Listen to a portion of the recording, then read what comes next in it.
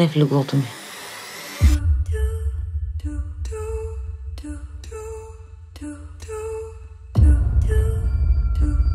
Гората е пълна с хора. Какви си ти? Чише, това ти ли си, бе? Ти още ли ходиш на лов? Да, лови мигранти. С баща ти вече не си говорим. Знам, той ми каза.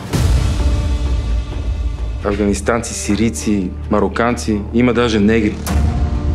Опасно е, рисковано е. Той нищо не знае. Трябва да сме предпазливи.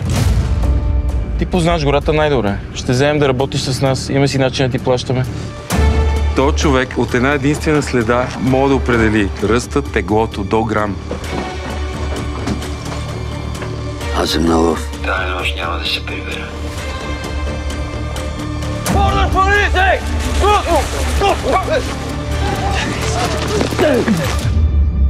Ти ги преследваш, аз ги крия.